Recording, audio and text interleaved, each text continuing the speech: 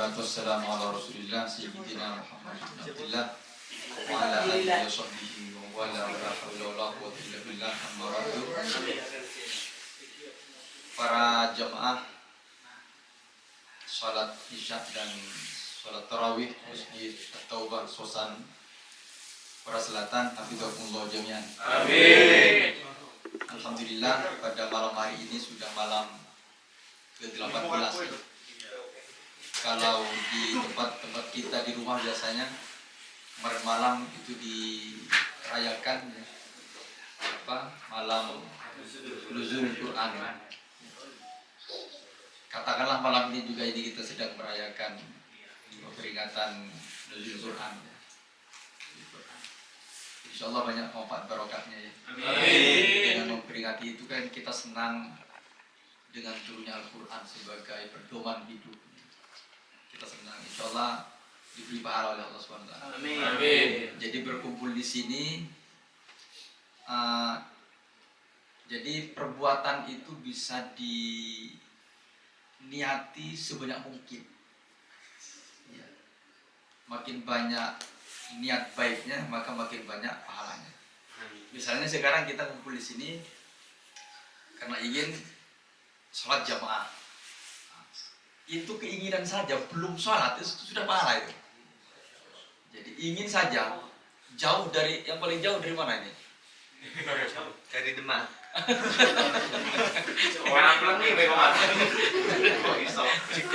Yang masih Johan Madura. Pulau ya. Dari mungkin satu jam. Putra. Beda kota.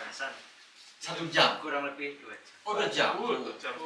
Itu. Jadi perjalanannya itu ya sudah berangkat dari rumah sana ke sini 2 kali. Sudah utus 2 kali lagi ya. Iya. Niat sholat bersama-sama di sini itu sudah pahala luar biasa. Masya Kemudian niat juga niat silaturahim. Itu sudah pahala lain. Niat silaturahim. Niat ikut pengajian Nuzulul Quran. Itu sudah beda lagi. Maka niat itu perlu diperbanyak, ditata sebanyak-banyaknya ya. Dengan catatan niatnya niat baik, bukan niat untuk mampir ke sana. Ngopi. Iya. Malam ini saya senang sekali karena kemarin-kemarin sendiri.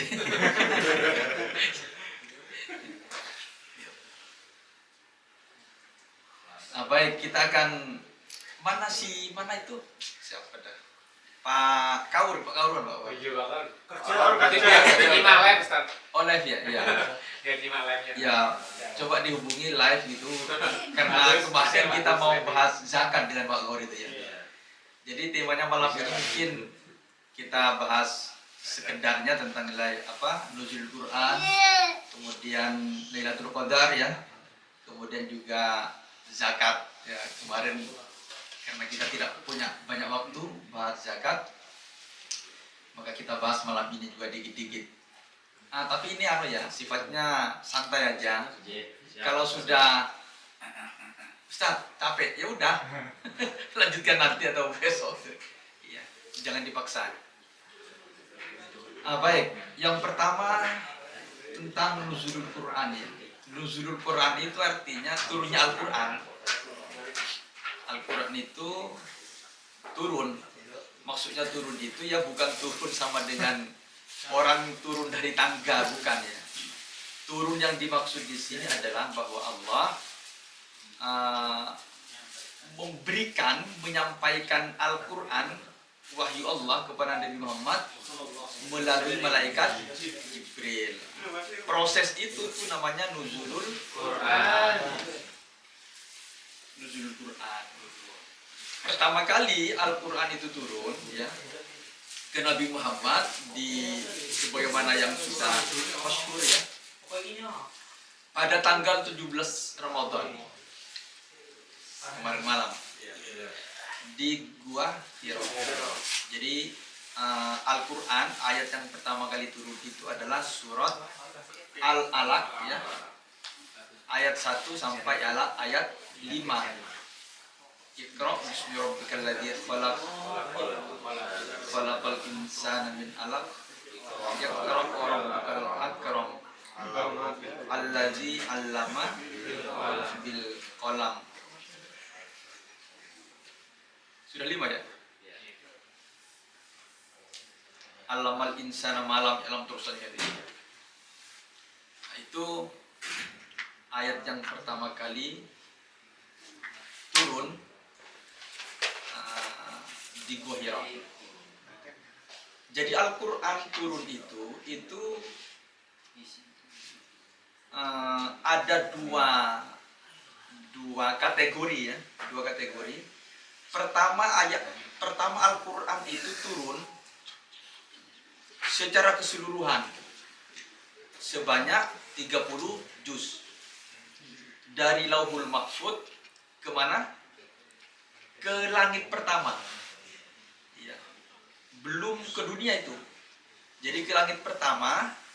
Di langit pertama itu ada namanya ruangan, tempat langit ya.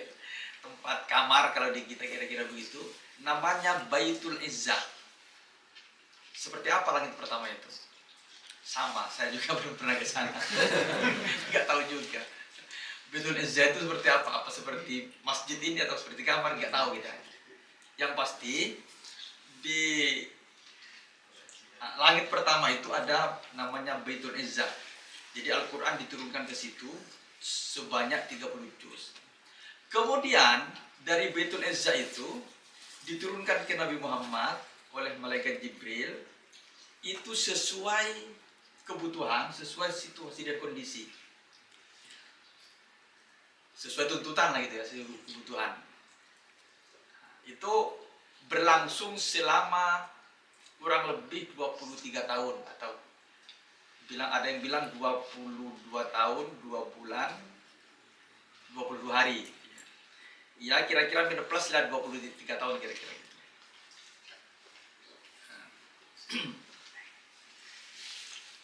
Itu di dua tempat. Ketika Nabi Muhammad ada di atau sebelum hijrah, artinya masih di Mekah, atau setelah hijrah ke Madinah.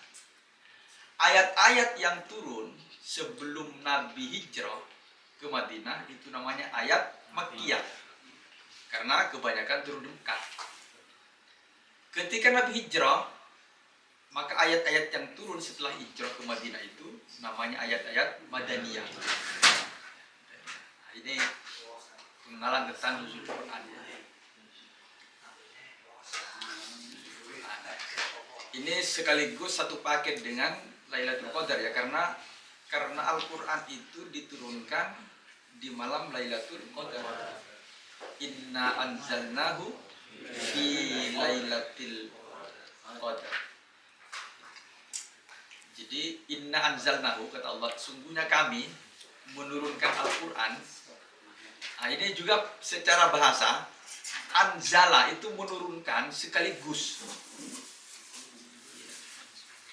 Jadi di surat Al-Qadar inna anzalnahu itu Allah menurunkan sekaligus di Lailatul Qadar itu. Anzala. Ada juga bahasa nazala. Nazala itu sama menurunkan. Kalau nazala itu turun. Nazala turun, anzala menurunkan, nazala menurunkan. Jadi anzala dan nazala itu sama-sama bermakna menurunkan.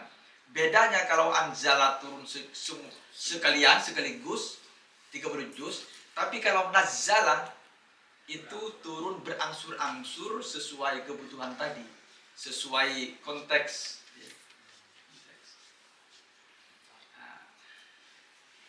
Ada satu hal yang mungkin perlu kita renungkan, perlu kita cermati, kita jiwai pada malam hari ini, yaitu tentang Lailatul Qadar ya. Karena ini merupakan khususiah ya kepada umat Nabi Muhammad. Jadi di malam Lailatul Qadar itu ya malam Lailan. Ini kita kadang-kadang kan istilahnya begitu ya. Kalau malam Lailatul Qadar artinya kan malam-malam Qadar. Iya. Peristiwa atau waktu Lailatul Qadar itu ada di bulan Ramadan. Kapan itu? Nah, ini yang banyak pendapat. Kapan itu? Ada yang mengatakan pokoknya di bulan Ramadan. Bisa tanggal 1 berarti sudah lewat. Bisa 2, kita nggak tahu. Ada yang mengatakan di tanggal-tanggal ganjil 10 yang terakhir. Ya, jadi 21, 23, 25, 27, 9. Ya. Jadi banyak pendapat ulama tentang kapan turunnya Lailatul Qadar. Ini dirahasiakan. Kenapa kok Allah tidak langsung tanggal sekian? Jadi nanti ini bisa membuat orang tidak semangat ibadah. Karena kalau sudah ditentukan tanggal sekian, maka di malam itu orang berbondong-bondong beribadah. Di luar itu santai-santai. Ya, itu. Maka dirahasiakan untuk agar selama bulan Ramadan mulai tanggal 1 sampai tanggal 30 itu kita begitu semangat ya, giat, gemar melakukan ibadah sesuai kemampuan. Kenapa demikian? Karena beribadah satu hal bertepatan dengan Lailatul Qadar itu sama dengan kita sudah berbuat 1000 bulan. Misalnya malam ini malam Lailatul Qadar, kita sholat 2 rakaat. Sholat 2 rakaat itu pahalanya, keutamanya sama dengan sholat 2 rakaat selama 1000 bulan. Sedekah misalnya hanya 1 jeruk. Tapi kebetulan pas dengan Lailatul Qadar, maka 1 jeruk itu sama dengan kita sudah melakukan sedekah 1 jeruk selama 1000 bulan.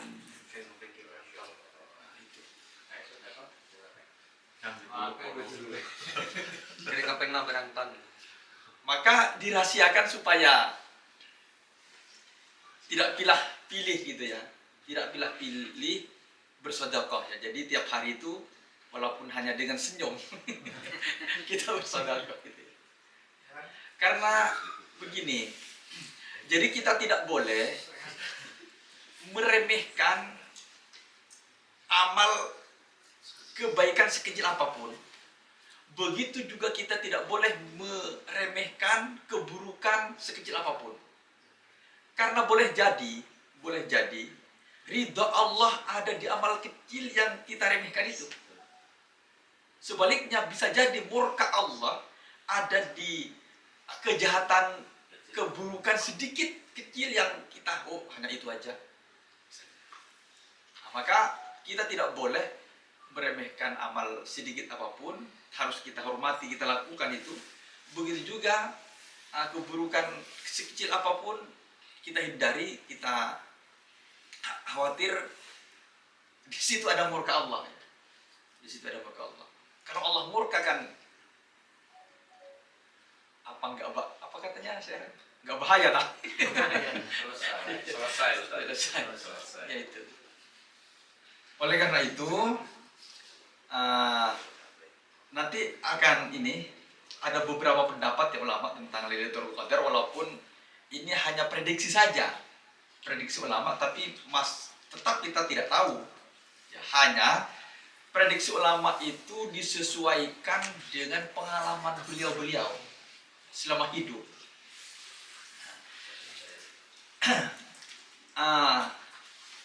Tentang Lailatul Qadar ini memang ada hadis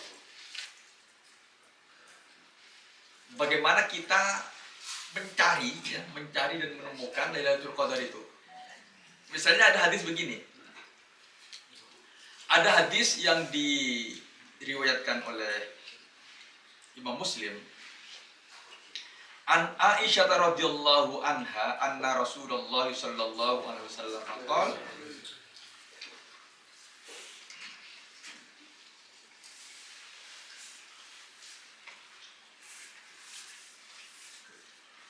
Taharru Lailatul Qadri fil witri minal ashril awakhir min Ramadan. Kata Nabi, carilah malam Lailatul Qadar itu pada malam-malam ganjil 10 yang terakhir. Ini hadis Nabi. Kemudian dari hadis ini, ya ulama tentunya mencari ya, karena diperintah untuk mencari-cari itu. Maka ulama-ulama yang sudah memang dekat dengan Allah gitu ya, orang-orang alim, orang-orang yang soleh, orang yang ikhlas, orang yang bersih hatinya, seperti Imam Al-Ghazali misalnya, kemudian Imam Asy-Syafi'i, imam-imam mazhab yang 4, kemudian imam-imam lain, banyak sekali yang meneliti sehingga ada beberapa kesimpulan dari penelitian ulama tentang pengalamannya di dalam mencari Lailatul Qadar. Kalau ini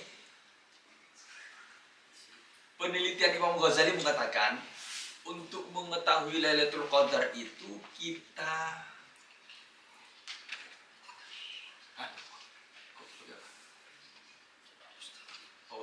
makasih.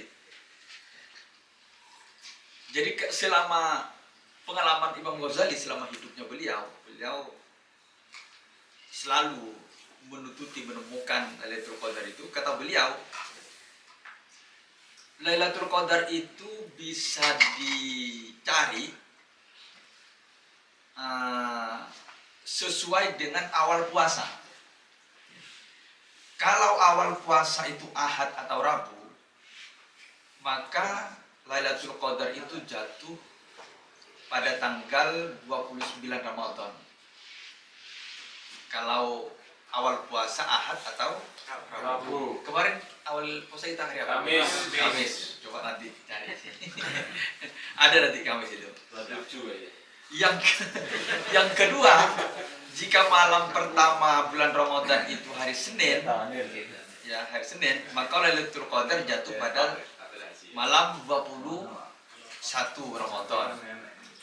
Kemudian jika malam pertama puasa itu malam Kamis, Kamis, maka kemungkinan besar sesuai pengalaman beliau itu biasanya jatuh pada tanggal 25.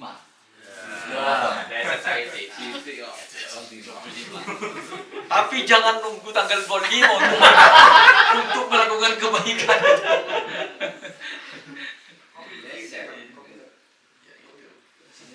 Kemudian yang keempat, kalau malam Sabtu maka akan jatuh pada tanggal 23 Ramadan.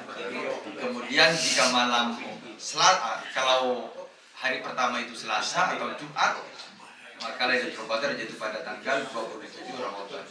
Untuk Ramadan kali ini, kalau kita ikut pendapat Imam Al-Ghazali, maka nanti Lailatul Qadar itu tanggal 25. Tapi ini tidak pasti. Tidak pasti. Bisa saja sudah kemarin lewat sudah. Tapi mudah-mudahan kita mudah-mudahan menutupi untuk malam-malam selanjutnya. Itu banyak sekali. Di samping ada di kitab Ihya Ulumuddin karangan beliau, kemudian ulama-ulama yang lain juga mengutip. Artinya setuju. Mungkin pengalamannya sama. Kok sama itu? Begitu saya. Sama. Kemudian Lailatul Qadar itu juga ada ciri-cirinya. Ciri-cirinya malam itu tenang, ya. Tidak hujan, siangnya itu tidak terlalu panas, tidak terlalu dingin. Tapi kalau di sini gimana nih? Terus. Ini mungkin konteksnya ya. Konteksnya itu di Arab. Iya. Di Arab itu kan panas. Panas. Jadi kalau tanda-tandanya Lailatul Qadar itu kan enggak panas. Kalau di sini mungkin karena sekarang musim musim dingin, berarti nggak terlalu dingin nanti.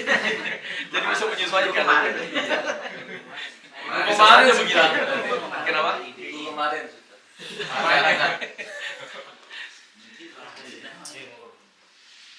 tidak kurang puasa.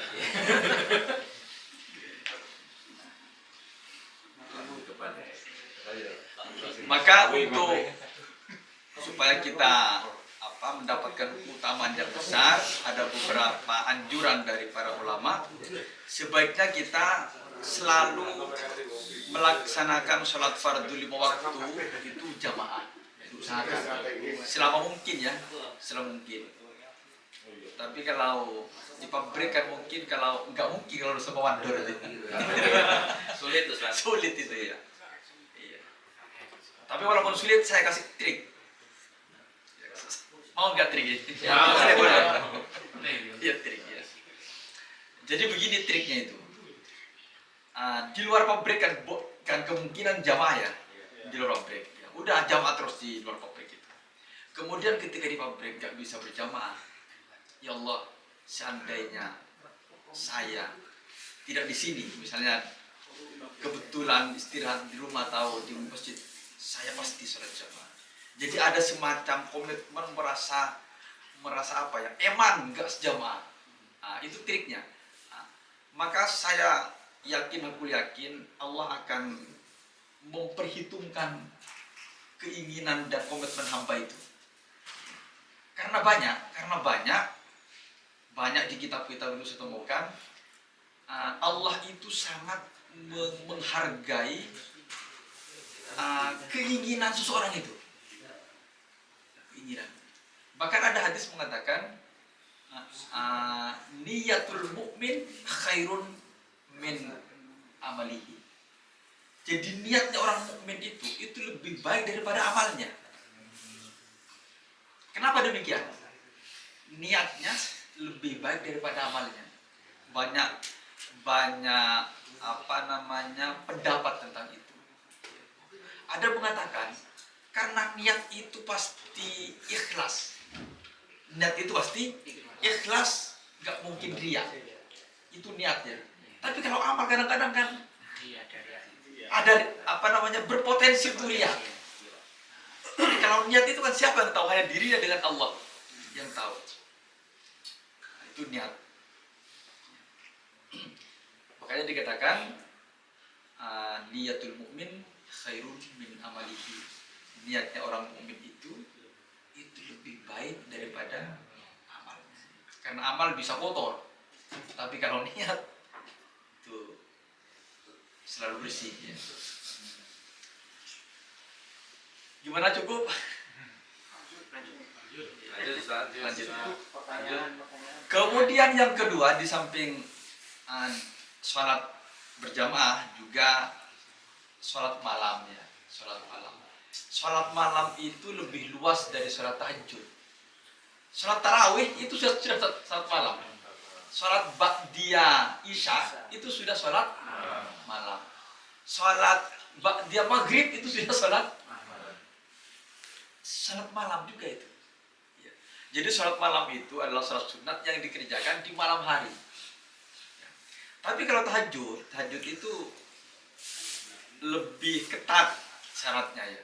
Jadi sholat tahajud itu adalah sholat malam yang dikerjakan setelah isya, harus setelah isya dan setelah tidur. Ya, setelah isya dan setelah tidur. Kalau semalam suntuk nggak tidur, ya dia tidak dinamakan tahajud. Ya, kecuali tidur pun hanya 1 menit. Bisa nggak tidur 1 menit? Ya bisa banget. Iya. Apalagi di mobil, mana Opan? Mana Opan? Opan itu katanya kan Nurdin itu masuk mobil langsung bisa tidur. Nempel langsung tidur. Nempel langsung bolot. Itu. Jadi sholat malam, sholat tahajud, ya qiyamul lail istilahnya.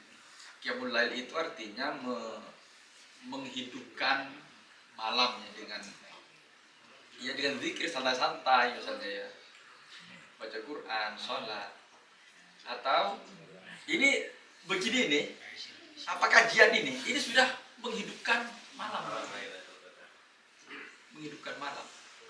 Kalau pas kebetulan malam ini malam Lailatul Qadar, lo ngumpul begini ini kan baik ini. Ini sudah dihitung 1000 bulan. Bukan 1000 bulan, khairun ya. Lebih baik dari 1000 bulan. Kan luar biasa.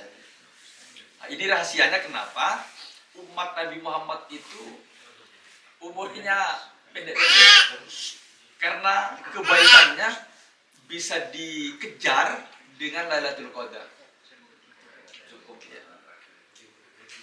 Kalau tiap tahun kita dapat Lailatul Qadar, berarti kan satu kali Lailatul Qadar itu kan sama dengan 83 tahun. 83 tahun aja kali 10 sudah 800. Umur kita sudah 800. 10 tahun selalu mengikuti Lailatul Qadar sudah 800 tahun. Itu kalau 10, kalau 20 sudah 1600, sudah mengalahkan umurnya Nabi Nuh yang 1000 tahun itu.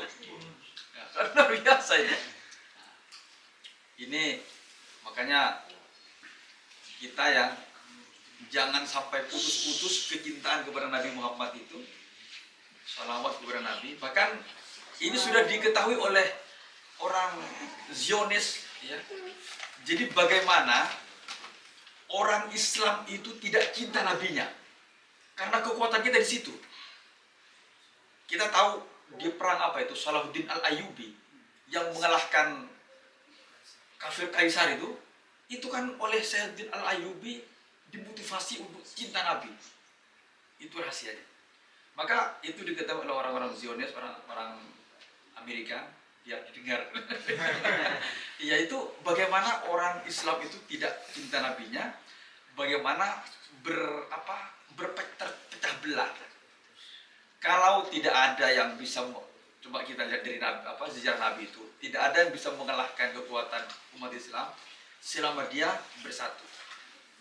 Kita ingat perang Badar itu ya, 313 ya, dengan peralatan seadanya itu. Katanya senjatanya hanya berapa, pedang itu hanya berapa itu, kudanya 10 mungkin gitu. Dengan 1000 pasukan yang lengkap, baju besinya, pedangnya. Waktu itu ya baju besinya mungkin hanya 10. Kudanya berapa itu, pokoknya sangat minim sekali, gak imbang lagi. Tapi menang karena bersatu dan berdoa. Maka jangan kecil hati dengan jumlah minoritas itu. Karena kita tidak punya kekuatan apa-apa itu. Yang kuat itu adalah Allah. Jadi kalau Allah membantu walaupun sendiri, insya Allah menang.